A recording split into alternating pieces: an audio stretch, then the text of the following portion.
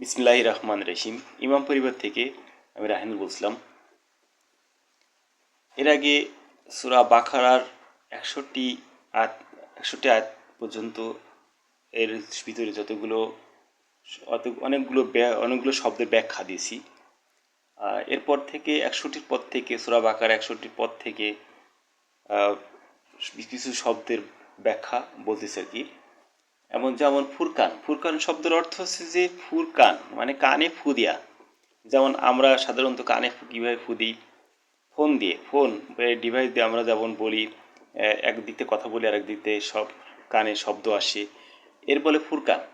অর্থাৎ আমরা যেটা বলি, আমার ইমাম পরিবার থেকে বলা হচ্ছে যে পাওয়ানের কথা, শেয়ারনের কথা, এই ধরনের মানে কানে কথা আসাকে ফুরকান।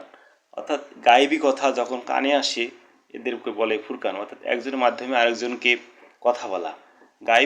গায়েবী কথা হচ্ছে, এখানে গায়েবী শব্দটার অর্থ আসছে গা দিয়ে যে কথা বেরোয় সেটা হচ্ছে গায়েবী কথা। এটা ফেরেশতাদের মাধ্যমে গায়েবী কথা বের হয়।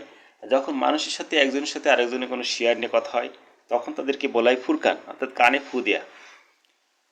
গো উৎসব, সূরা বাকারায় গো উৎসব লেখা আছে। গো উৎসব বলতে গবাদি পশু, গরু বা ছাগল নিয়ে হাসি তামাশা ঠাট্টা, গৃহপালিত পশু নিয়ে হাসি ঠাট্টা করা যেমন উৎসবে পরিণত হয়, মানে আনন্দ উল্লাস, ঈদ আনন্দ বা কোনো বিনোদন, কোনো অনুষ্ঠান, এই ধরনের যে উৎসব মেতে ওঠে মানুষকে, সেটাকে উৎসব বলে আর কি। আর গবাদি পশু সম্বন্ধে নিয়ে ভেংসি কাটা বা কাউকে ঠাট্টা তামাশা এইগুলো করাকে হচ্ছে গো উৎসব বলে।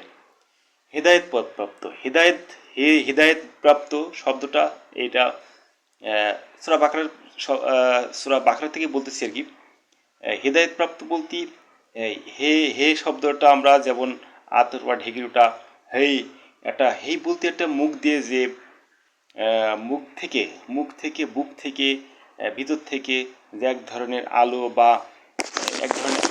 বের হয়, এই আলো বের হয় বা সাদা যে ফু বা যেটা বলে, এইটা বের হওয়ার যখন একজনের শরীর থেকে আরেকজনের মুখ থেকে যে এটা বের হয়, মানে বাতাসটা বের হয়ে আরেকজনের গায়ে লাগে, এটাকে হৃদয় প্রাপ্ত বলে। অর্থাৎ এই হলে মানুষের গায়ে যেমন হঠাৎ করে মানুষ হাসে, ঠান্ডা ব্রাশ করলে মানুষের শরীরে যে একটা ঠান্ডা মৃদু যে বাতাসটা এসে গায়ে লাগে, এই ধরনের গায়ে লাগাকে হেদায়েতপ্রাপ্ত বলে।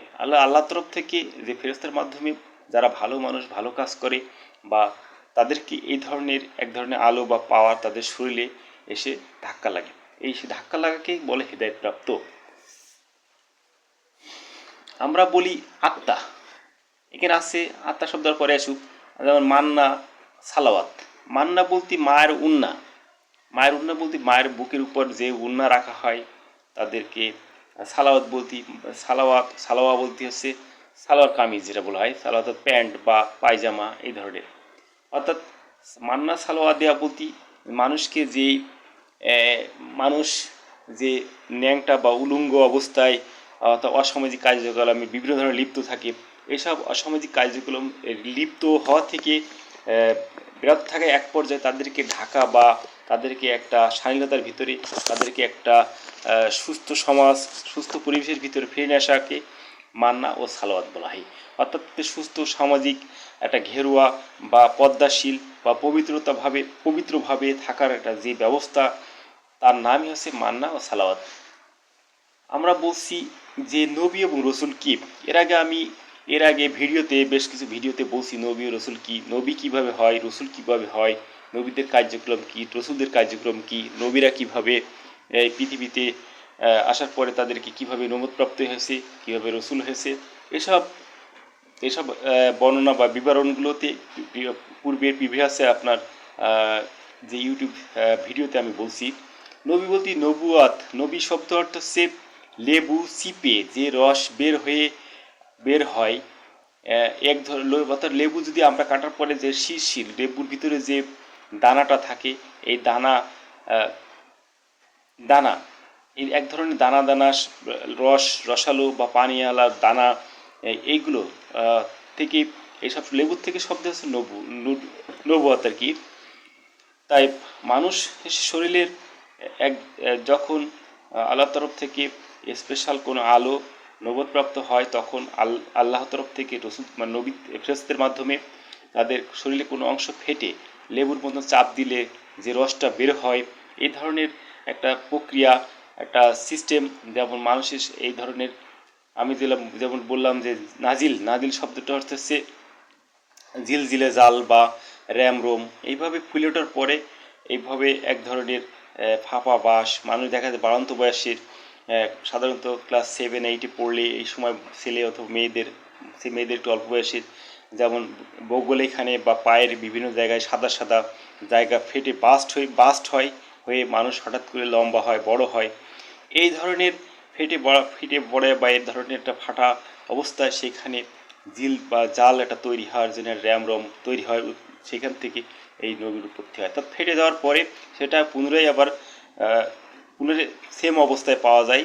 হয়তো কিছুদিন যাবৎ তাদেরকে একটা সেখান থেকে লাল বা সেখানে একটা অন্য রূপ ধারণ করার পরে আবার সে ঠিক হয়ে যায়। এই ধরনেরকেই নবীর উৎপত্তি হয়। এবার এই ধরনেরকে নবুওতপ্রাপ্ত বা নবী। রসুল শব্দটা হচ্ছে রসুন থেকে আসছে। রসুল রসুল অর্থাৎ এক ধরনের আলো আসার পরে মানুষের যখন এই রসুল প্রাপ্ত হয় তখন মানুষের বাইরে আলোয় মানুষের শরীর থেকে এক ধরনের গন্ধ, রসুনের গন্ধ পুরানো গন্ধ বের হয়। তাই এই শব্দ থেকেই রসুল শব্দের উৎপত্তি। সীমা লঙ্ঘন করা, অনেকে ব্যক্তি আছে সীমা লঙ্ঘন। প্রত্যেকটা ব্যক্তি তার একটা নির্দিষ্ট তাকে বারবার সতর্ক করা হয়, বারবার অনেকে জানানো হয় যে তুমি এই কাজটা করো না, এই কাজটার ফল এইভাবে। তাকে সুস্থ শান্তভাবে অনেকভাবে ধীর মস্তিষ্কে অনেকের পরামর্শের পরে, অনেক আলোচনার পরে, অনেক বারবার তাকে বলার পরে তখন সেই পথ অতিক্রম করে, অর্থাৎ সেই অবস্থানে থাকে না।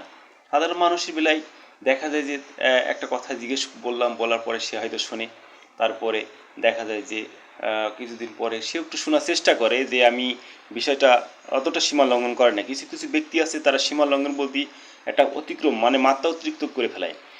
যেমন আছে তারা অনেকে দলবদ্ধভাবে অনেক ব্যক্তি তার দেখা যায় সাপোর্ট বা সুপারিশ করার কারণে তারা তখন একটা সীমা লঙ্ঘন করে ফেলায়।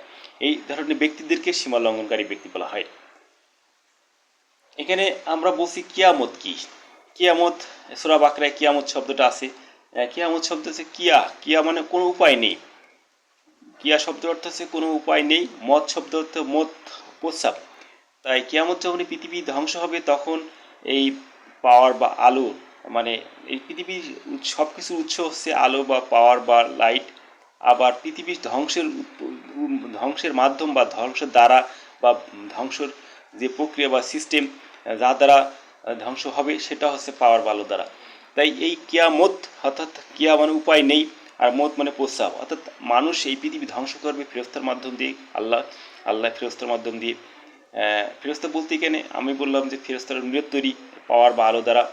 তাই এই মত অর্থাৎ ফেরেশতা বা আল্লাহর যেই প্রক্রিয়া, আল্লাহর যে সিস্টেম, যে আল্লাহর যে প্রতিনিধি যারা আছে এই পৃথিবী ধ্বংস করার জন্য, তারা প্রস্রাব করবে। প্রস্রাব বলতে এখানে পাওয়ার, প্রস্রাবের মতন যেভাবে আমরা প্রস্রাব করি শব্দ করে বা হোক আর নিঃশব্দে হোক একটা প্রস্রাব বা পানি পড়ে, এই ধরনের আলো বা পাওয়ার বের হয় যখন, যে মুহূর্তে আর কোনো উপায় থাকে না তখন একের পর এক ধরনের পাওয়ার বা আলো ধরতে থাকে। যেমন পৃথিবীতে এখন বিভিন্ন জায়গায় বিভিন্ন দেশে ফায়ারবল আসে। ফায়ারবল বলতে এখানে বাইরের দিক থেকে, বাইরের গ্রহ নক্ষত্র থেকে অনেক ধরনের আলো একটা বল ছুটিয়ে চলে আসে লম্বা লম্বা আকারে, যেটা আমরা বলছি ধূমকেতু টাইপের। এই ধরনেরকেই বলা হয় এই ফেরেশতা আলো আর কি, ফেরেশতারা মত। অর্থাৎ এই ধরনের নাম থেকে বিভিন্ন ধরনের আলো এই পৃথিবী মধ্যাকর্ষণ শক্তির ভিতরে এগুলো পড়তে থাকার পরে এই আলোর ভিতরে মিক্সড হয়ে তখন একটা প্রক্রিয়ার মাধ্যমে, একটা প্রসেসিংয়ের মাধ্যমে অন্য আলো রূপান্তরিত হওয়ার পরে বিভিন্ন ধরনের ধ্বংসাত্মক কার্যক্রম করে আলো দ্বারা। যেমন আগ্নেয়গিরি, দাবানল, ভূমিকম্প, ঘূর্ণিঝড়, সাইক্লোন, টর্নেডো, বিভিন্ন ধরনের যেসব হয় এই সবগুলো এই পাওয়ার বাইরে থেকে আসার কারণে, অর্থাৎ এই ফেরেশতা বা মোতার বা প্রস্রাব করার কারণে এই পাওয়ার যেই ফায়ারবল আসে পৃথিবীর ভিতরে। এই আলোগুলোর যে সংস্পর্শের প্রক্রিয়ার মাধ্যমে বা প্রসেসিংয়ের মাধ্যমে এই পৃথিবী ধ্বংস হয়। এদেরকে বলা হয় এই শব্দ থেকে কিয়ামত। হত্যা হত্যা শব্দ আমরা বলি সাধারণত, হত্যা বলতেই মানুষের খুন খারাপি এগুলোর মাধ্যম দিয়ে হত্যা না। হত্যা প্রত্যেকটা কোরআন লেখা আছে, কোরআনে যেমন প্রত্যেকটা শব্দ আছে তার প্রত্যেকটা ব্যাখ্যা আছে, প্রত্যেকটা আলাদা আলাদা বৈশিষ্ট্য ব্যাখ্যা আছে। প্রত্যেকটা জিনিস যেমন আলাদা আলাদা সেপারেটলি তার বৈশিষ্ট্য আলাদা। প্রত্যেকটা মানুষের বক্তব্য বা কথা যেমন ভাষাগত আলাদা, তার ব্যাখ্যাও আলাদা। প্রত্যেকটা শব্দ প্রত্যেকটা কোরআনে প্রত্যেকটা শব্দ তার বৈশিষ্ট্য ব্যাখ্যা আলাদা। ঠিক তেমনই হত্যা শব্দটা আসছে হত্যা মানে পা দিয়ে, লাথি দিয়ে, হাত দিয়ে কিলিয়ে গুতিয়ে, মানে দেখা যায় যে যেগুলোকে হত্যা করে মানুষকে হত্যা করা হয় বা মৃত্যুবরণ করা হয় তাদেরকে হত্যা বলে। আবার দেখো জিহাদে গলা কাটা বা এইগুলোকে মানুষের বলা হয় যে যেমন গলা কাটা এক ধরনের, মানুষের গলা কাটে বা কাটে বা মারে এ ধরনের এক এক শব্দ থেকে এক শব্দ, যেমন শ্যুট করা মানে গুলি করা এ ধরনের শব্দ থাকে। তো এখানে হত্যা শব্দটা হচ্ছে যে লাথি মেরে, গুঁতো মেরে যেগুলো মারা হয় এদেরকে হত্যা বলা হয়। আমরা জানি যে ইহুদি, খ্রিস্টান ও সাইবিয়ান এ কারা, ইহুদি কারা, খ্রিস্টান কারা, সাইবেন কারা।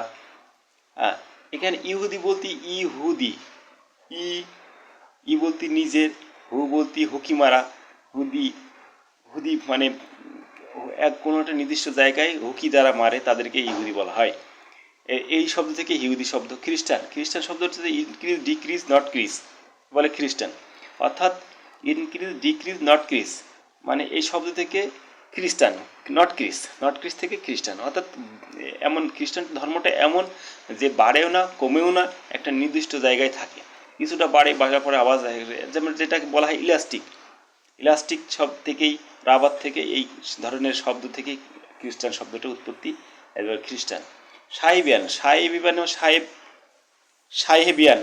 বলতে এখানে আমরা সাধারণত নারীদের যে পোশাক বা নারীদের যে গাউন, নারীরা যে পেটিকোট বা পরে যেটাকে সাহেবিয়ান, এই এই ধরনের পোশাক পরিধিত বা লম্বা মানে শার্ট বা লম্বা প্যান্ট এই ধরনের পোশাক পরিহিত ব্যক্তিদেরকে সাধারণত সাহেবিয়ান বোঝায়। কিন্তু তাদের ভিতরে সাহেবের বৈশিষ্ট্যগুলো সাহেবের মতন, অর্থাৎ ভদ্র। সাহেবের আর একটা শব্দ হচ্ছে ভদ্র, যেটাকে ভদ্র বলা হয়। ভদ্র শব্দ থেকে ভদ্র শব্দ সাহেবেন শব্দ একই। ভদ্র বলতে গেলে শব্দটা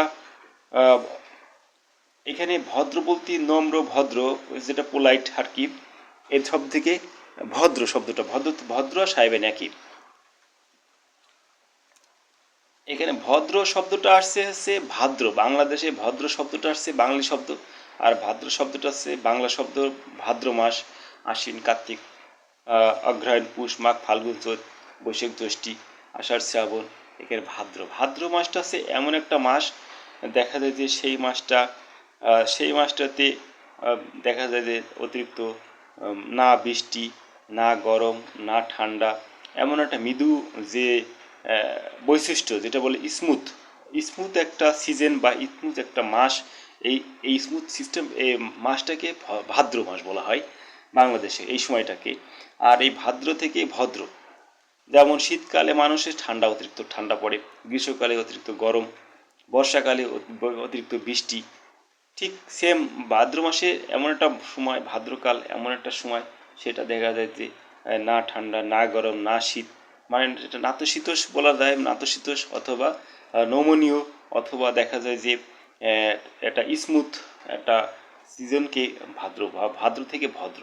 আর এই জন্যই ভাদ্র আর ভদ্র সংস্কৃত শব্দ হচ্ছে সাহেবিয়ান বলতে যারা সাহেব বা ভদ্র, জেন্টেল এই ধরনের লোকদেরকে সাহেবিয়ান বলা হয়। এটা হচ্ছে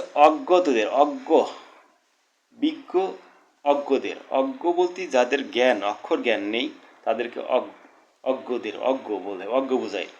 অজ্ঞ বলতে এখানে এমন ধরনের লোক, অজ্ঞ আর বিজ্ঞ বলতে যারা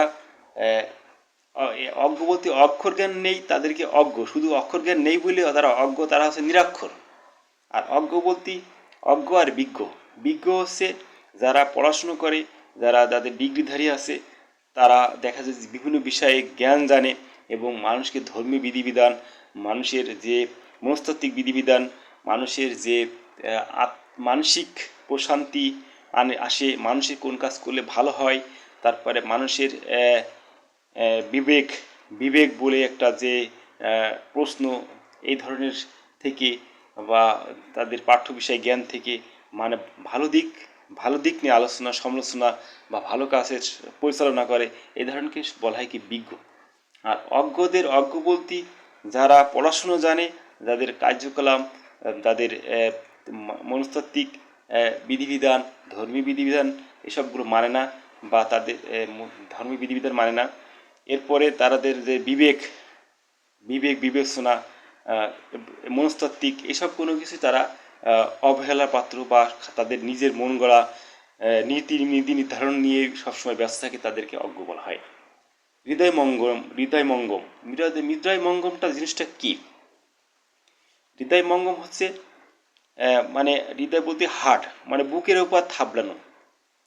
উপর থাবড়ায় যে আমি এই কাজটা, হ্যাঁ আমি করবই, বা বুকের পরে হাত দিয়ে বলে আমি এটা করবই, বা এই বুকের উপর থাবড়িয়ে এমন অবস্থা মানুষের সামনে এমনভাবে কথা বলে যে বুকের উপরে হাত রেখে, যে মানুষের যেই বুক মাতে হৃদয়, মানে যেখানে মানে এই পৃথিবীতে মানুষ এখন অধিকাংশ মানুষের হার্ট হৃদয় দিয়েই অসুস্থ হয়ে মানুষ মারা যায়। তার হৃদয় বলতে হার্ট বলতে মানুষের অঙ্গ প্রত্যঙ্গের ভিতরে হার্ট একটা বড় একটা জিনিস, সেখানে তার উপরে হাত রেখে বলে যে আমি এই কাজটা করব, বা এই কাজটার জন্য আমি হাঙ্গামা বা উত্তেজিত বা এরকম অনেক কিছু দেখায় যে আমি সেটা অবশ্যই পালন করব, সেটা আমার অবশ্যই করণীয়, অথচ পরবর্তীতে দেখা যায় যে সে আর এই কাজটা করে অথবা করে না আর কি। এই ধরনের শব্দ হচ্ছে হৃদয়মঙ্গম। পাপ কাজটা কি? পাপ হচ্ছে পা থেকে পাপ কাজ। মানুষের অঙ্গ প্রত্যঙ্গের ভিতরে সব থেকে পাপ কাজ করে হচ্ছে মানুষ, এই পা। মানুষের অঙ্গ প্রত্যঙ্গের ভিতরে পাপ কাজ হচ্ছে মানুষ, এই পা। পা হচ্ছে যেমন পা দিয়ে মানুষ লাথি মারে, হাত দিয়ে মানুষ চড় থাপ্পড় মারে, কিন্তু এতে মানুষের ভিতরে যে বিক্রিয়া বা প্রতিক্রিয়া তেমন একটা সৃষ্টি হয় না। কিন্তু পা দিয়ে লাথি মারা, পা দিয়ে লাথি দেখানো বা এই ধরনের শব্দটা থেকে মানুষ যদি বলে, তখন দেখা যায় যে মানুষের যে বিক্রিয়া বা প্রতিক্রিয়া সৃষ্টি হয়। এই পা থেকে মানুষ পাপী। অঙ্গ প্রত্যঙ্গের ভিতরে নারীদেরকে পাপী বলা হয়, কারণ নারীরা পায়ের অংশ। আল্লাহর যেমন অঙ্গ প্রত্যঙ্গ আছে, তার একটা দেখা যায় মাথা, আল্লাহর একটা পার্ট, আল্লাহ এক অদ্বিতীয়, অর্থাৎ মাথা এক, এই জন্য আল্লাহ এক অদ্বিতীয়। হাত দুখান হওয়ার কারণে একটা ডান সাইড, একটা বাম সাইড, একটা ভালো সাইড, একটা খারাপ সাইড। সেম পা দুইটা অংশ, পা হচ্ছে নিচু অংশ, ডান পা বাম পা, এই জন্য পা থেকে আছে পাপী। পাপীরা হচ্ছে এই পায়ের অংশরা হচ্ছে মেয়েরা বা মহিলারা পাপী। এই পা দিয়ে পাপীরা যে কাজ করে তাদেরকে বলা হয় পাপী। অর্থাৎ সাধারণত এই পৃথিবীতে যারা নারী জাতীয় জাহান্নামীবাসী বা দোজখবাসী যারা, তারা সাধারণত এই পাপী যারা, তাদেরকে দোজখবাসী হয়। আবার আসলে হচ্ছে তারা এই দোজখবাসী, পাপ কাজ যারা করে তাদেরকে সাধারণত দোজখবাসী।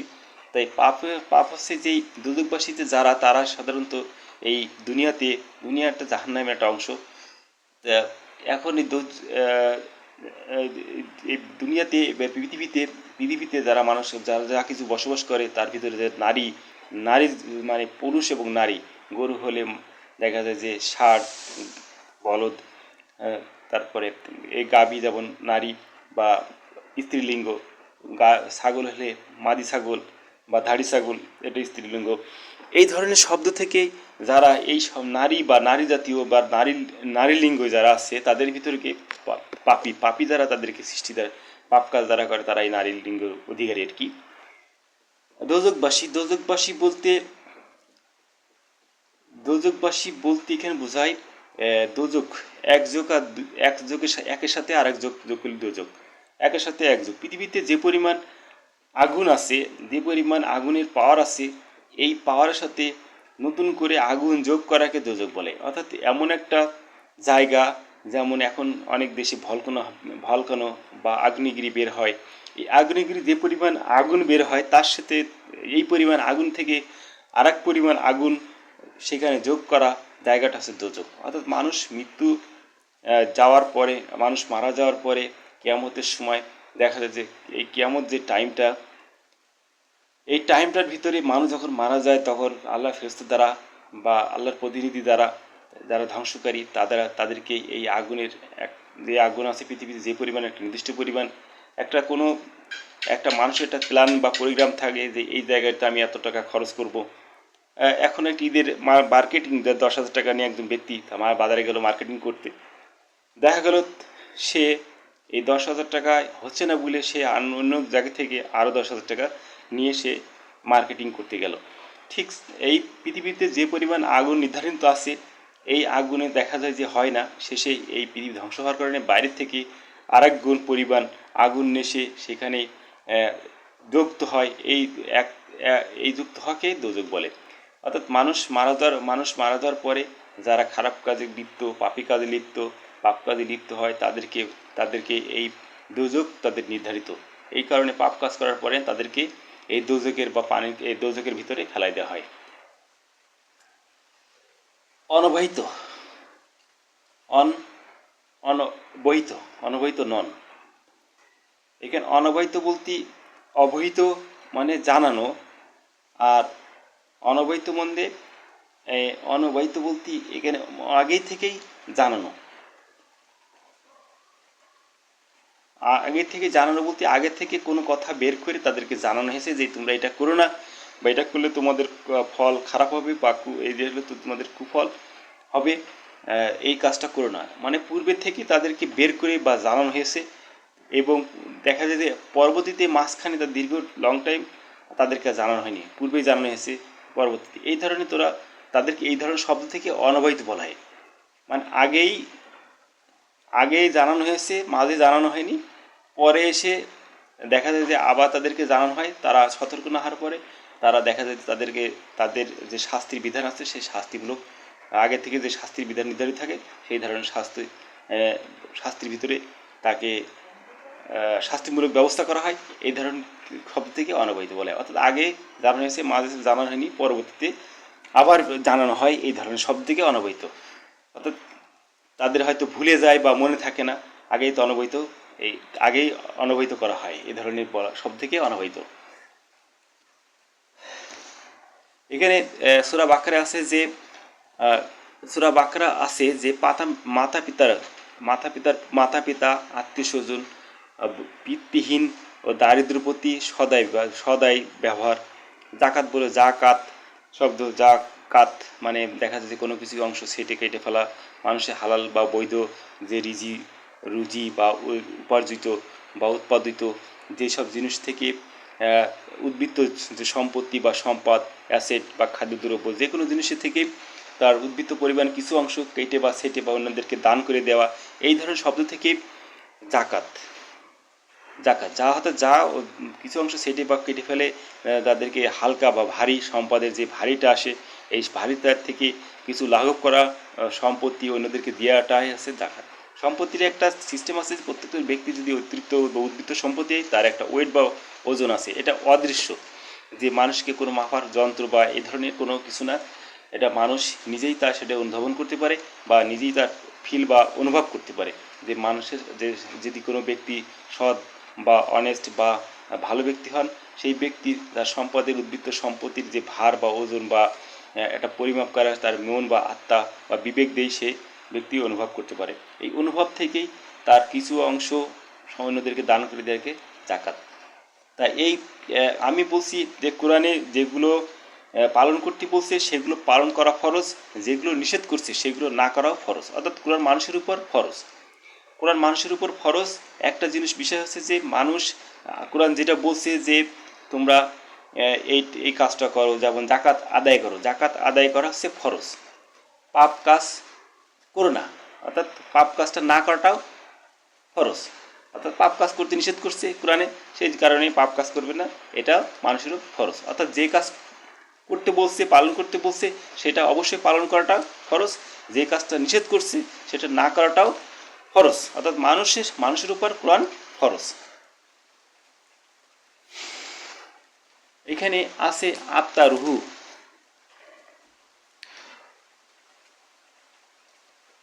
এখানে কোরআনে সূরা বাকরায় আছে যে আপনজনকে দেশ থেকে বহিষ্কার না করা।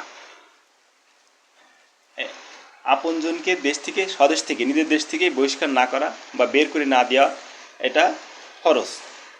তাই আমরা সাধারণত যারা আপনজন, আত্মীয়জন, এদেরকে সদাই বা সে দেশ থেকে হোক, গ্রাম থেকে হোক, বাড়ির থেকে হোক বিতাড়িত না করা। কারণ তাদের প্রতি একসময় বিক্রিয়া বা প্রতিক্রিয়া সৃষ্টি হয়। যখন কোনো আত্মীয় আপনজনকে তাদেরকে তাড়িয়ে দেওয়া হয় বা তাদেরকে দূরে সরাই দেওয়া হয়, এমন পর্যায়ে আসে যে ওই ব্যক্তিকে এমন একটা ক্ষতিকরমূলক বা এমন এক বিপদের সম্মুখীন হয়, তখন তার উপকারে করার কেউ থাকে না বা কেউ আসে না। তাই এই ধরনের আপনজন সবসময় বিপদ আপদে, ভালো সুখে দুঃখে তাদেরাই কাছে আসে। এই জন্যই সবসময় নিজের আত্মীয় স্বজন আপনজনকে সবসময় কাছে রাখতে হবে। ঝগড়াঝাঁটি, গ্যাঞ্জাম, ফ্যাসাদ বিভিন্ন ধরনের সামাজিকতার কারণে, নিজেদের ব্যক্তিগত কারণে অনেক সময় আপনজনদের সাথে হয়। তাই এই কারণে তাদেরকে দেশ থেকে হোক, নিজের জায়গা থেকে হোক, তাদের বিতাড়িত না করা। পর্যায়ক্রমে তাদেরকে এই ধরনের যারা কাজ করে তারা অত্যন্ত ঘৃণিত কাজ, এবং তাদের এবং কোরআনে লেখা আছে এই আপনজনকে তাদের থেকে বিতাড়িত না করা ফরজ, অর্থাৎ সদা না করার জন্য সবাই চেষ্টা করব। কোরআনে সূরা বাকরায় লেখা আছে আত্মা আত্মা আত্মা এক জিনিস বা রুহু এক জিনিস। আত্মা আত মানে কি? ঢেকুর। আত্মা রুহু, আত্মার ভিতরে পার্থক্য কি? আত্মা আমরা শুধু ঢেকুর। এই বা ঢেকুর শব্দটা হচ্ছে যে মানুষ মারা যাওয়ার পরে মানুষের ভিতরে এই ঢেকুর বা এক ধরনের বল আকারে যে বাতাস বা ধোঁয়া, এই বাতাস বা ধোঁয়াটাই বের হয়, এই ধরনের বাতাস বা ধোঁয়াই হচ্ছে আত্মা। আর রুহ হচ্ছে মানে এক ধরনের আলো, যে আলোটা আমরা সাধারণত আগুন যেমন দেখি, আগুনের ধোঁয়া বা আগুন দলা আকারে বের হয়, যেমন চুলার থেকে হোক বা এই ধরনের জিনিসটা বের হওয়ার হচ্ছে কে লিকুইড আকারে যেই জিনিসটা মানুষের শরীরের একটা ফ্রেম বা একটা, যেমন একটা বেলুনের ভিতরে যেমন বাতাস দিয়ে রাখায় ফোলানো হয়, বেলুনের ভিতরে যে বাতাসটা যেভাবে থাকে বা যে অবস্থা থাকে, এই অবস্থার বা এই সিস্টেমটাই, প্রক্রিয়াটাই হচ্ছে আত্মা। আর রুহু সিস্টেমটা হচ্ছে যে আমরা যে বালি বা মাটি এই গুঁড়া পাউডার হয়ে যে দলাবদ্ধভাবে একটা একটা ডামি বা ডল সৃষ্টি হয় মানুষের ভিতরে, এই সিস্টেমটা হচ্ছে রুহু। তা আত্মা এবং রুহুর ভিতরে পার্থক্য। আত্মা কি এক জিনিস, রুহু এক জিনিস। তাই আত্মা রুহুটা হচ্ছে সাধারণত এখানে রুহুটা বলতে এখানে যে জমাট বাঁধে আর কি, জমাট বেঁধে, যেমন আমরা সাধারণত ডামি বা ডল সাধারণত যে কেমিক্যাল আছে সেই কেমিক্যালটা দলা ইউরিয়া সারের মতো দেখতে অনেকটা, নিয়ে এসে একটা ফ্রেমে বসায় পরে তারপরে সেটাকে গলায় বিভিন্ন ধরনের প্লাস্টিক তৈরি হয়। সেম ডল বা ডামি সেম প্রক্রিয়ায় এগুলো একটা লিকুইড করার পরে সেটাকে একটা ফ্রেম বা এর ভিতরে রাখার পরে সেটা দেখা যায় জমাট হয়ে একটা মানুষে পরিণত হয়। ঠিক যেমন বরফ গলায় পানি জমে যেমন বরফে পরিণত হয়, বরফে জমাট হয়ে একটা মানুষের মতন ফ্রেম বা পশুর মতন ফ্রেম মানুষের ভিতরে বিরাজ করে, এটাকে এর বলে রুহু। আর এখানে একটা ডিপ ফ্রিজে পানি রাখা হয়, এই পানি আকারে থাকে, যেমন নর্মাল ফ্রিজে নর্মাল জায়গায় আর কি, যেখানে পানি জমে না সেখানে পানি রাখলে পানি অবস্থায় থাকে। আবার ডিপে যদি পানি রাখা হয় সেটা কি হয়, সেটা জমাট বা বরফ হয়ে বরফে পরিণত হয়। তাই রুহুটা হচ্ছে বরফে পরিণত হয়, আর আত্মাটা হচ্ছে নর্মাল যেটা নর্মাল রাখা হয় সে পানি আকারে থাকে, সেটাকে আত্মা বলে। রুহু এবং আত্মার ভিতরে পার্থক্য। তাই এটা এখন বিষয়টা হচ্ছে যে আমরা ইমাম পরিবার সম্পর্কে বিভিন্ন ধরনের প্রশ্ন বা জ্ঞান বা জানা থাকতে হলে যারা আগ্রহী তারা আমাকে ফোন দিতে পারেন। আমার ফোন এর আগে প্রসপেক্টর দেওয়া আছে আর কি, ফ্লাইওভার, ফ্লায়ার দেওয়া আছে, তাতে আমার বাংলিং নাম্বার 01960405896, এই নাম্বারে হোয়াটসঅ্যাপ ইমো আছে, ফোন নাম্বার, এটাই দিলেই আমি বলতে পারি। তাই এর আগে আমাদের ইমাম পরিবার থেকে কাজ হচ্ছে সঠিক দিক নির্দেশনারী, ভালো পথ প্রদর্শনকারী, একজন ব্যক্তি কীভাবে ভালো থাকা যায়, একটা দেশ কীভাবে ভালো থাকা যায়, উন্নত করা যায়, বাংলায় কোরআন সম্পর্কিত ব্যাখ্যা, আল্লাহ সৃষ্টির রহস্য সম্পর্কে ব্যাখ্যা, পাওয়া সংক্রান্ত ব্যাখ্যা, শিয়া সংক্রান্ত ব্যাখ্যা। এই পৃথিবীতে মানুষ অধিকাংশ এই পাওয়ার নেয়, অনেকে নেয়, অনেকে বলে না। পাওয়ার নেওয়াটা কোরআন লেখা হচ্ছে শরিককারী। আমি বারবার বলতেছি, শরিককারী, আল্লাহর অংশীদারি, এই পাওয়ার নেওয়া সব থেকে জঘন্য কাজ, জঘন্য খারাপ কাজ। পাওয়ার যারা নেয় তারা জাহান্নামী, তাই পাহাড় যারা নেয় তারা আল্লাহর অংশীদারিত্ব করে। কারণ আল্লাহ সৃষ্টির রহস্য করেছে, তার ভিতরে আল্লাহর নির্দিষ্ট পরিমাণ যে আলো বা পাওয়ার দিচ্ছে, তাদেরকে মানুষের সুখী সমৃদ্ধি বা আর্থিক দিক থেকে আর্থিক বৃদ্ধি, সম্পত্তি, সব কিছু থেকেই এই আল্লাহর সর্বোচ্চ সাদা আলো, যেটা এটা আল্লাহর আলো, এর ভিতরে সব বিভিন্ন ধরনের আলো থাকে, সব কিছু সংমিশ্রণের স্পর্শে সাদা আলো তৈরি হয়। এটা মানুষের কল্যাণকর। নামাজ পড়লেই মানুষের শরীরে আল্লাহর আলো ঢোকে, বিভিন্ন জায়গা থেকে, কপাল থেকে, তারপরে গলা থেকে। এই ধরনের ডাকাত করলে এক জায়গায়, দান করলে এক জায়গায় থেকে আলো পাওয়ার ঢোকে। এভাবে রোজা রাখলে যে পাওয়ার ঢোকে। তাই এই জন্যই অতিরিক্ত বা এক্সট্রা পাওয়ার মানুষের প্রয়োজন হয় না। এই নিয়মিত নামাজ পড়লে, কোরআন অনুযায়ী যেগুলো ফরজ সেগুলো পালন করলে মানুষের ভিতরে আলো বা পাওয়ার পায়। আল্লাহর পালো, সেটা ধর্মীয় বিধিবিধান অনুযায়ী, শরিয়ত মোতাবেক ধর্মীয় বিধিবিধান এবং আল্লাহ নিয়ম অনুযায়ী মানুষের শরীরে পায়, যাতে সুখ, শান্তি, সমৃদ্ধি আসে। কিন্তু অনেকে আছে যে পাওয়ার ধরে, এসব বিভিন্ন ধরনের জায়গায় টাচ নিয়ে বিভিন্ন কায়দায় বা বিভিন্ন টেকনিকে যে সূর্য আলো যে পাওয়ারগুলো ধরে, কেউ আছে সকালে, কেউ ভোরে, রাত্রি, সন্ধ্যে, সকালে, বিভিন্ন জায়গায় বিভিন্ন সময় পাওয়ার ধরে। এই পাওয়ারগুলো ধরার কারণে, এই আলোগুলো ধরার কারণে মানুষ, তার প্রসেসিং আছে, এই প্রসেসিং করতে হলে মানুষকে বিভিন্ন খারাপ কাজ করতে হয়, এবং নারী ঘটিত কাজ, আর্থিক দিক থেকে ক্ষতি, এবং অর্থ সম্পদ দিক থেকে কোনো ব্যক্তিকে ঠকিয়ে, কোনো ব্যক্তি ক্ষতি করে, ড্যামেজ করে, হয়রানিমূলক বিভিন্ন ধরনের কাজ করে এই প্রসেসিং করতে হয়। তার কারণে একদিক থেকে আল্লাহর পার্টনারশিপ, দুই দিক থেকে দ্বিতীয় হচ্ছে অন্যদেরকে ক্ষতি করে, অন্যদের ক্ষতি করে, খারাপ কাজ করে পাওয়ার প্রসেসিং করতে হয়। তৃতীয়ত এই খারাপ কাজে একসময় এক অভ্যাসে পরিণত হলে সে নিয়মিতভাবে পরিণতি করে। এই খারাপের ভাগ বেশি হলে দেশকে অনুন্নয়নমূলক কাজের সাথে জড়িত, অসামাজিক কাজের সাথে জড়িত বেশি হয়ে যায়, তখন এই দেশে খারাপের ভাগ বেশি পরিণত হয়ে যায়। তৃতীয়ত এসব অভ্যাসে পরিণত হয়। আর এই পাওয়ার নেওয়ার কারণে এক এক সময় এক এক ধরনের পাওয়ার কারণে আমাকে ভয় দেখায়, হুমকি দেয়, বা আমাকে থ্রেট দেয় যে আমি তার থেকে বেশি পাওয়ার নিয়েছি, এই জন্য আমাকে তাকে বস বিলে বা তাকে নেতা হিসেবে মানতে হবে। না হলে এইগুলো আসলে পাওয়ার নেয় তো সে জাহান্নামী। তাকে এই পাওয়ার যারা নেয় তাদেরকে কেউই নিষেধ করে না, কারণ পাওয়ার যারা নেয় তাদেরকে এক প্রকার সার্টিফিকেট দেওয়া হয়, সার্টিফিকেট দিয়ে তারা জাহান্নামী। এই জন্য তাদের প্রতিযোগিতা বা তাদের উপদেশ নিষেধ কেউই আসলে করে না। পাওয়ার নেওয়া প্রতিযোগিতা, অনেকে দেখা যায় যে পাওয়ার নেওয়ার পরে দেখা যায় সমাজে বুক ফুলিয়ে পড়ে, আমি পাওয়ার নিই এই জন্যই বড় কিছু। তো হয়তো অনেকেই বিষয়গুলো জানে না, শরিককারী এবং কী জিনিস, শিরিককারী কী জিনিস।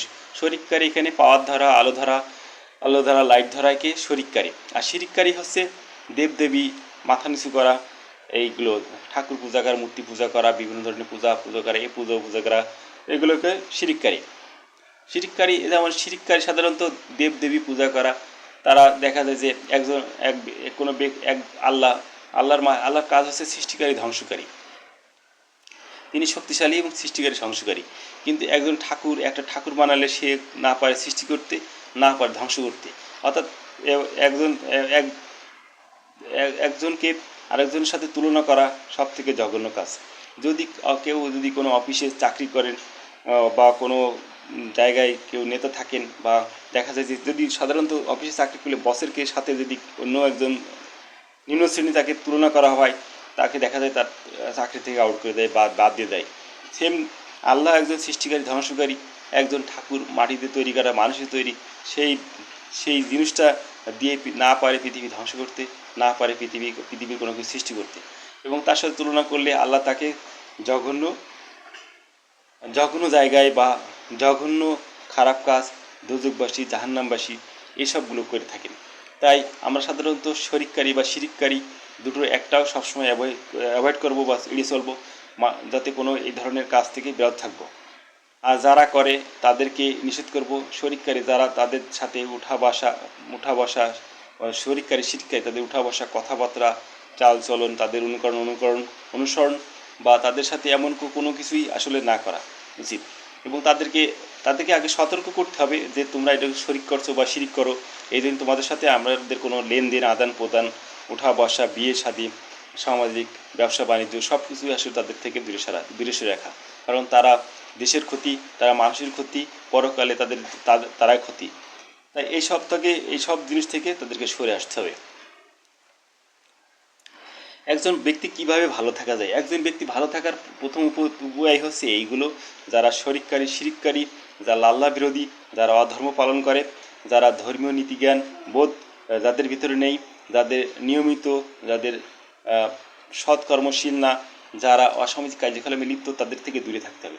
এবং তাদের থেকে এড়িয়ে নিজেদের কোনটা সঠিক পথ, নিজের বিবেক বা মন বা আত্মা, নিজেকে ভালো কোনটা, দেশের ভিতরে নিজের সামাজিকতা, নিজের পরিবার, ফ্যামিলির ভিতরে কোন গুণটা ভালো, কোন গুণটা মন্দ, সেটা যাচাই বাছাই করে যেটা ভালো হয় সেই পথে অনুসরণ করাটাই একজন ব্যক্তি ভালো থাকে। এবং এছাড়াও আমি পরবর্তীতে চেষ্টা করব আরও অনেক ধরনের এই ধরনের সম্বন্ধে একজন ব্যক্তি কীভাবে ভালো থাকা যায়, একটা দেশ কীভাবে ভালো থাকা যায়। এর আগে অনেক ভিডিওতে বলছি একটা দেশকে ভালো রাখার জন্যে একটা দেশের যে গভর্নর বা একটা দেশের যে নেতৃত্ব বা নেতার, প্রেসিডেন্ট, প্রাইম মিনিস্টার দ্বারাই একটা দেশ পরিচালিত হয়। তো এই নির্বাচন বা সিলেকশন কিভাবে করবে, সেই প্রক্রিয়াটা যদি সঠিক বা অ্যাকুরেট না হয়, সেই দেশের কোনো উন্নতি বা ডেভেলপ করা আসলে সম্ভব নয়। তো একটা দেশের, বাংলাদেশের ক্ষেত্রে একটা ভোট করতে গেলে তাদের ডাকাতে ভোট পায় অযোগ্য, অক্ষ বা নিরক্ষর, এমনকি অজ্ঞ ব্যক্তি, এ ধরনের ব্যক্তিদেরকে যদি নির্বাচন বা সিলেকশন করা হয়, সেই দেশের সেই পরিবেশ বা সেই এলাকায় কখনো ডেভেলপ করা উন্নত হয় না। এসব লোক দ্বারা দেশের অবক্ষয়, অনুন্নত, অসামাজিক কার্যকলাপের সাথে জড়িত।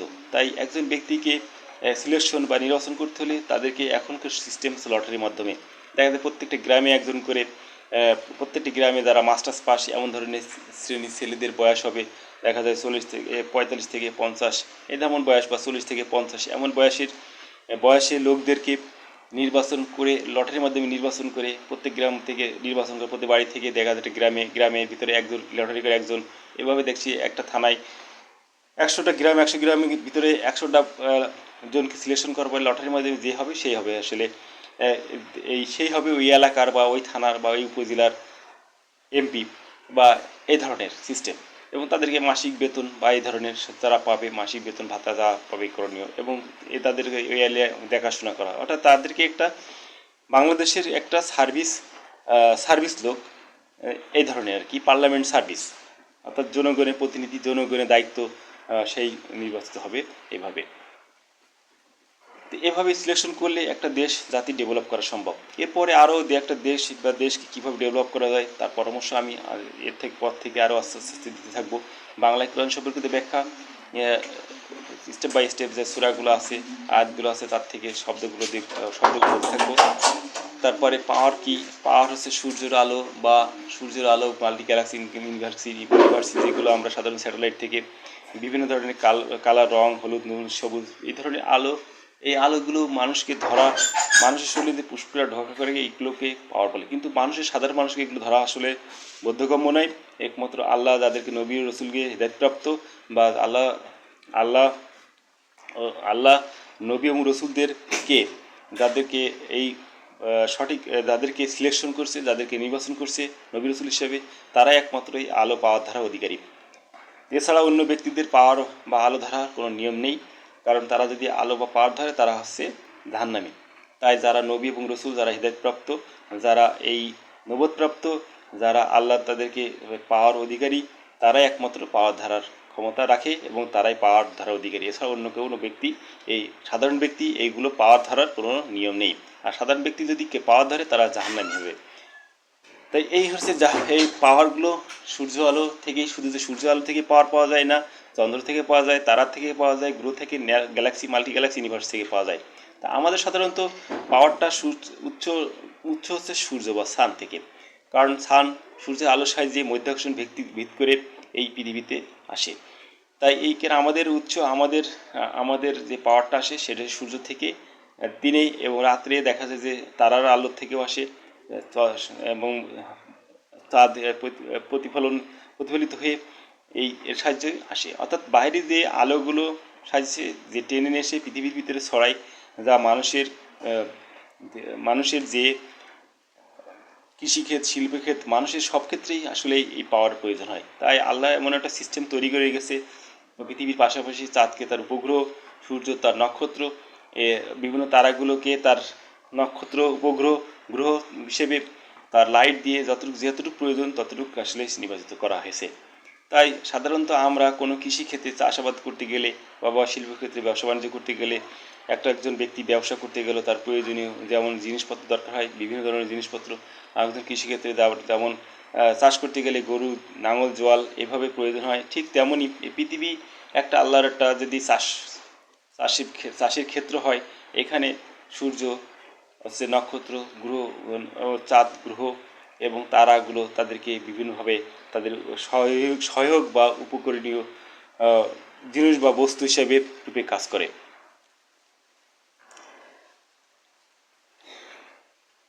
শেয়ার সম্পর্ক কি? শেয়ার সম্পর্কটা হচ্ছে যে একজন মানুষের সাথে আরেকজন মানুষের সাথে কমিউনিকেশন করা, যোগাযোগ, মনে মনে আমি একজনের সাথে আরেকজন কথা বলা, শেয়ারের মাধ্যমে মনে মনে বা ভিতরে চোখ বন্ধ করে, মানে চোখ বন্ধ করে চোখ মেরিয়ে হতে তাকে সে কী করতেছে না করছে দেখা যায়। এই ধরনের বিভিন্ন অপশান তৈরি করা পাওয়ার দ্বারা এই জিনিসটা কিন্তু শেয়ার। তাই আমরা চেষ্টা করবো সবসময় ভালো থাকার জন্যে, ভালো কিছু করার জন্যে, ভালো কিছু আপনারা দেখা যায় যে যারা কোরআন পড়েন আরবিতে, দীর্ঘদিন ধরে কোরআন পড়তেছেন, তা পড়তেছেনই। আসলে কোরআন পড়াটা, আরবিতে পড়া সাধারণত আমরা যে নামাজ বা আমাদের যে ধর্মীয় নীতি নির্ধারণ করা বা কোরআন পাঠ করা, দেখা যায় নামাজ পড়া, এইগুলোকে আসলে কোরআন আরবিতে পড়া। বাংলায় কোরআন পড়া, নিজের মাতৃভাষায় কোরআন পড়া, অন্য দেশ হলে তাদের দেশের মাতৃভাষায় কোরআন পড়া, এইগুলো পড়তে হবে এবং বুঝতে হবে কী লেখা আছে, সেই অনুপাতে সেইভাবে পালন করা যেমন ফরজ, যেগুলো নিষেধ করছে সেগুলো না করা ফরজ। তাই কোরআন মানুষকে তাদের নিজের ভাষায়, মাতৃভাষায় ভালো করে বুঝে সেই জিনিসটাকে আয়ত্ত করতে হবে এবং সেই মোতাবেক চলতে হবে। তাই ভালো যেটা কোরআনকে যেটা পালন করতে বলছে সেটা পালন করা ফরজ, যেটা নিষেধ করছে সেটা না করা ফরজ। আমরা সাধারণত কোরআনকে ভালো পড়ি না, আরবিতে পড়ি ঠিকই, কিন্তু আরবিতে কী অর্থ বা কী মিনিংস মানুষের বুঝে কোরআন ফরজ, এই ফরজ জিনিসটা আসলে কোনটা ফরজ কোনটা ফরজ না, কোনটা কোরআন কোনটা হাদিস, এটাও আসলে আমরা বুঝি না। এই কারণে যেমন নামাজ পড়া যেমন ফরজ, সালাম দেওয়া ফরজ, এখানে আবার দেখা যায় যে পাওয়ার ধরা মানুষের জন্য কি, মানুষের হচ্ছে না করা, পাওয়ার না ধরা, না করা, পাওয়ার না ধরা হচ্ছে ফরজ। অর্থাৎ পাওয়ার ধরলে তারা জাহান্নামী হবে। আবার পাওয়ার এই এখন মানুষের আছে যে বিপদ আপদ সমস্যার জন্য মানুষ পাওয়ার ধরে, এই পাওয়ার ধরে আসলে তারা ধরে তাদের জাহান্নামী। আবার বিপদ আপদ বাহালা বসিমত বিভিন্ন বড় ধরনের কোনো কাজের জন্য কোরআন লেখা হচ্ছে যে তাবিজ করা কোরআনে লেখা আছে, তাবিজ করা, এই তাবিজ করাটা হচ্ছে আসলে ফরজ। এবং কোরআনে আয়াতে বা একটা সূরাতে আছে, আস্তে আস্তে পড়লেই অনেকে এটা বের হয়ে যাবে যে তাবিজ করা হচ্ছে বড় ধরনের কোনো কাজের জন্য তাবিজ করা ফরজ। তাই আমরা সাধারণত এই আলো বা পাওয়ার ধারা থেকে বিরত থাকবো। যদি কোনো বড় ধরনের কাজের কোনো সমস্যা বা মুশকিল হয়, সেখান থেকে মানে বেরিয়ে আসার জন্য, কোনো কিছু পাওয়ার প্রাপ্তির জন্য এই ধরনের তাবিজ করা, যদি খরচ করা কোরআন লেখা থাকে সেগুলো পালন করবো, অসুবিধে নেই। তো এই জন্য চেষ্টা করার জন্য আলো ধারা থেকে বিরত থেকে এই ধরনের কাজ যেগুলো বলছে আল্লাহকে রাজি খুশি করার জন্যে, আমরা বলছি এখানে কোরআন লেখা আছে আল্লাহ মহান।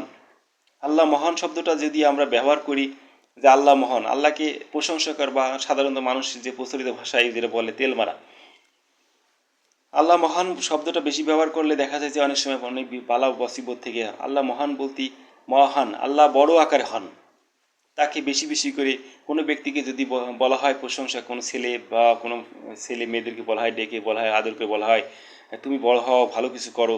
এই যে এই ধরনের শব্দ শুনলে সে খুশি হয়ে তার প্রতি সন্তুষ্ট হন। এই ধরনের শব্দ থেকে বেশি বেশি যে আমাদের কোনো প্রাপ্য বা কোনো ধরনের বালা মুসিবত, কোনো বিপদ আপদ থেকে বা বড় ধরনের কোনো কাজ করা থেকে বারবার আল্লাহকে স্মরণ করা, আল্লাহকে রাজি খুশি করার জন্য বেশি বেশি ব্যবহার করা। আল্লাহ মহান। এমন এমন কিছু আছে, এই যে সিস্টেম বলা প্রক্রিয়াগুলো দেখা যায় চালু করলে আমরা নামাজ পড়ি, নামাজ পড়ার সময় এমন এমন সূরা পড়ি বা এমন এমন সূরা মানে এমন এমন সূরা পড়ি, এমন এমন আয়াত পড়ি যার আল্লাহকে রাজি খুশি করানো হয় না। আবার এমন এমন সূরা বা এমন এমন কথা বা এমন এমন শব্দ আছে যেগুলো বললে বা আল্লাহ রাজি খুশি হন। সেই সব শব্দ বা শব্দগুলোকে নামাজের সময় হোক বা অন্য সময় বেশি বেশি করে বলা, বা যেমন তসবিহ, কেউ কেউ তসবিহ পড়ে, কেউ কেউ কট গণে, কেউ কেউ দেখা যায় যে বিভিন্ন ধরনের পন্থায় নামাজের শেষে হোক বা শুরুতে হোক বসে বসে তসবিহ পড়ে বা জিকির করে। এই ধরনের আল্লাহর যেগুলো গুণগান করা, আল্লাহকে রাজি খুশি করা হয়, বা এক কথায় আল্লাহকে তেল মারা হয় বসে যেভাবে, এইভাবে কিছু কিছু শব্দ বলা, যাতে বললে আল্লাহ খুশি রাজি খুশি হয় সেই শব্দগুলো ব্যবহার করা। নামাজ পড়া বা অন্য সময় এসব যেসব কথাগুলো কোরআনে লেখা আছে মানুষের ফরজ, সেগুলো বললেই যে আল্লাহ খুশি হন তার না। যদি কোরআনে আয়াত লেখা আছে নামাজ করো, সালাত আদায় করো, নামাজ মানে রোজা রাখো, যদি এইগুলো রাখো, এইগুলো রোজা রাখো, আমরা যদি সাধারণত নামাজের সময় আল্লাহকে নামাজের সময় বলি, এগুলো তো আসলে এগুলো তো আল্লাহকে রাজি খুশি করা হয় না। জাকাত আদায় করো, এইগুলো তো কোনো একটা সেন্টেন্স হলেও জাকাত আদায় করো, এই হ্যাঁ, কাউকে বলা হয় তুমি জাকাত আদায় করো, এই শব্দটা যদি সেন্টেন্স হয়, তো এই সেন্টেন্স দিয়ে কিন্তু আল্লাহ খুশি হন না। আল্লাহ মানুষকে বলতেছে যে তোমরা জাকাত আদায় করো, অর্থাৎ মানুষের উপর ফরজ, মানুষ সেটা জাকাত আদায় করবে, আর মানুষ ফেতরা আদায় করবে। তাই ফেতরা ফেতরা ফেতরা আদায় করবে। ফেতরা, এখানে ফেতরা শব্দটা হচ্ছে সে ফাতরা। আমরা খেজুর গাছে যে ফাতরা বা সর্প, আমি এর আগে পূর্বের ভিডিওতে বলছি, এই মানুষের যে দৈনন্দিন যে কাপড় পোশাক পরে এই পরিমাণ দান, পরিমাণ টাকা দান করা বা কাপড় দান করা, এটা হচ্ছে ফেতরা, বা অন্য কিছু দান করে দেওয়া এই ফেতরা। অর্থাৎ মানুষের দৈনন্দিন যে স্বাভাবিক স্বাভাবিক যে পোশাক পরে এই পরিমাণ টাকা দান করাটা হচ্ছে ফেতরা। তাই তাই এই ফেতরা আদায় করো, এটা সব শব্দগুলো তো সাধারণত আল্লাহকে রাজি খুশি না। রাজি খুশি বলতে মানুষকে এটা নির্দেশ করছে। আর আল্লাহর যে রাজি খুশি করা আছে আল্লাহ মহান, আল্লাহ একজন, আল্লাহ মহান, আল্লাহ মহান, এটা হচ্ছে আল্লাহকে রাজি খুশি করা। আল্লাহ জ্ঞানময়, আল্লাহ প্রজ্ঞাময়। আল্লাহ জ্ঞানময় বলতে আল্লাহ অনেক জ্ঞানধারী, সে অনেক কিছু জানেন এই পৃথিবীতে সমস্ত যা কিছু সেগুলো। আল্লাহ প্রজ্ঞাময়, প্রজ্ঞাময় জ্ঞাতময়, প্রজ্ঞা বলতে প্রজ্ঞা প্রতিটা বিষয়ে সে জ্ঞাত বা জানায়, মানুষকে জানায় এই জন্যই সে কি প্রজ্ঞাময়, জ্ঞানময়। অর্থাৎ এইসব শব্দগুলো হচ্ছে আল্লাহর রাজি খুশি করায়। সে আর যতটুকু জানে তার থেকে আরও বেশি বেশি করে আল্লাহ আরও জানার চেষ্টা করবে, মানুষকে দেওয়ার। অর্থাৎ একজন ব্যক্তি যেমন তার ফ্যামিলির জন্য সে ইনকাম, ইনকামের বৃদ্ধির জন্য সে সদা চেষ্টা করে, আল্লাহর সেম প্রক্রিয়া। আল্লাহ যা আছে তার থেকে দেখা যায় যে সেটা, যে আল্লাহ আমাদেরকে যেটুকু দিচ্ছে তার থেকে আরও বেশি বেশি করে সে আমাদেরকে আরও দান করুক বা করুক। এগুলো যে উৎস থেকে আল্লাহ পাচ্ছে সেই উৎস থেকে আল্লাহ আরও সুযোগ আমাদেরকে নিয়ে আসুক বা করে দিক, এই ধরনের। আর তাই এই ধরনের শব্দ থেকে, এই ধরনের শব্দ থেকে, এই ধরনের কথা থেকেই আমরা অনেক অনেক কিছু থেকে পরিত্রাণ পাই, বা অনেক জিনিস থেকে মুক্তি পাই, অনেক কিছু থেকে আল্লাহর কাছ থেকে পাই।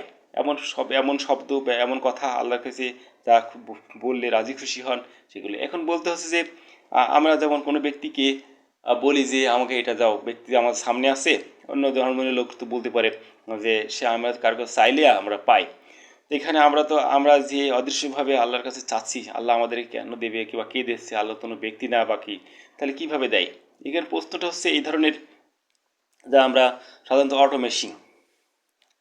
অটোমেশিং সিস্টেমটা কি? যেমন আমার কাছে ফোন আছে, এখন ওয়াইফাই কানেক্টেড, এখানে দেখা যায় যে net connection, internet connection, Google আছে। বাইরের দেশে যেসব নেট কানেকশন ইন্টারনেট ব্যবহার করতেছে তারা তো বাংলাদেশে নাই। বিভিন্ন ধরনের ওয়াইফাই আছে, ডাটা কেবল দিয়ে হোক, ওয়াইফাই দিয়ে হোক, আমি এখানে নেট করতেছি ইউএসএ, আমেরিকা থেকে হোয়াটসঅ্যাপ, ইমো, বিভিন্ন ধরনের অ্যাপসের মাধ্যমে কথা আদান প্রদান হচ্ছে। কিভাবে? একটা ডিভাইস সিস্টেম। আমি এখানে ফোন করে বলছি যে আমার ভাই বা অন্য কাছে কাউকে যে আমাকে কিছু টাকা দিয়ে বা আমার কোনো জিনিস দিয়ে, তারা দেখা যাচ্ছে আমার এই ফোনের মাধ্যম দিয়ে এটা চলে আসতেছে। সেম প্রক্রিয়ায় তাহলে আল্লাহর এটা কিসের মাধ্যমে চলে? এটা ফোনের ডিভাইস, এটা আলোর ডিভাইস, আলোর মাধ্যমে র্যাম রোম, এই ফোনটা ডিভাইসটা পুরোটাই এটা চার্জ হচ্ছে আলোর মাধ্যমে। সেম আল্লাহ আলো সর্বত্র বিরাজমান। আল্লাহ আলো কি? সর্বত্র বিরাজমান কি? এই সাদা আলো আল্লাহ সর্বত্র বিরাজমান। আর এই সাদা আলো যেখানে যায় সেখানেই সেখানেই এই আল্লাহ আছেন। আলো যেখানে আছেন, সাদা আলো আছেন যেখানে, সেখানে আল্লাহ আছে। তাই আমরা যখন এই ফোন দিয়ে আমরা ইউএসএ বা আমেরিকা থেকে আমি যদি বলি আমার মা বা ভাইদেরকে বলি যে বা রিলেটিভদেরকে বলি যে আমার কোন কিছু টাকা বা কিছু দিয়ে, তখন তারা দিয়ে পাঠায়। তাই ঠিক আমরা আল্লাহর কাছে এই আলোর মাধ্যম দিয়ে এই আমরা যখন দোয়া করি, যখন বলি, তখন সেম প্রক্রিয়ায় আমরা যদি ভিডিও না দেখি অডিওতে বলি, হ্যান্ডফোন মুঠোফোনে বলি যে আমার কিছু টাকা দিয়ে বা এরকম কিছু, তখন আল্লাহ তখন কি আমাদেরকে দেয়।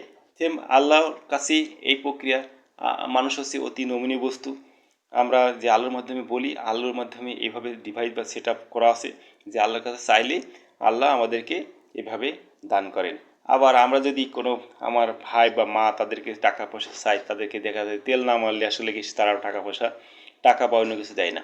তাদেরকে দেখা যায় জিজ্ঞেস করা হয়, মা তুই ভালো আছিস, ভাই তুই ভালো আছিস, তোর ফ্যামিলি কেমন আছে, এইসব বলে দেখা যায় যে তাদের রাজি খুশি করা হয়, তখন আমাদেরকে কিছু চাইলে তাহলে দেয়।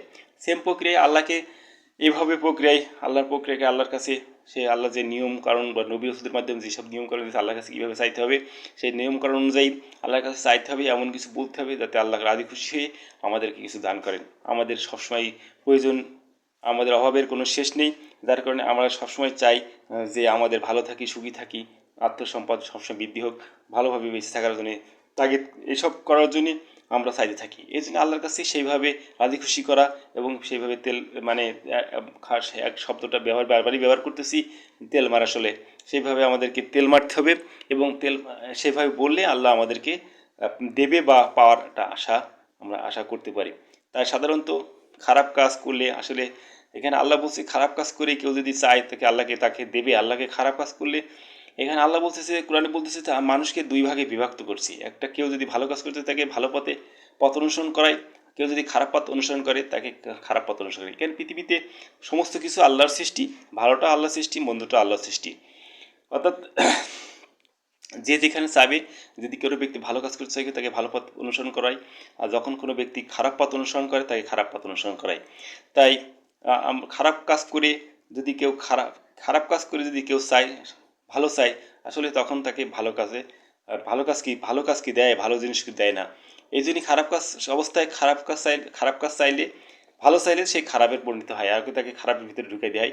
এই জন্য ভালো কাজ করলে, ভালো কিছু চাইলে সবসময় যদি ভালো কিছু পায়। তবে খারাপ কাজ অবস্থায় যদি কোনো ব্যক্তি তার ভুল সংশোধন করে মাপছে ক্ষমাচ্ছে, সে যদি ভালো কিছু আশা করে তাহলে অবশ্যই তাকে ভালো কিছু দেয়।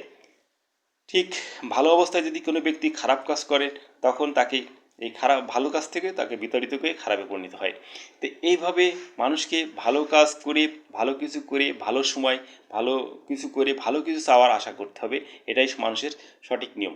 তাই আর খারাপ কাজ করে কখনোই এই ভালো কিছু আশা করা আসলে শুভনীয় নয়। তবে খারাপ কাজকে বর্জন করে খারাপ কাজ ছেড়ে মানে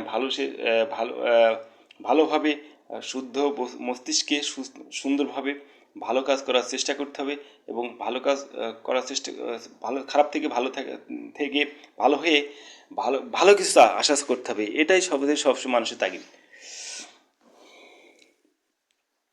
এই বলে আমার শেষ করতেছি।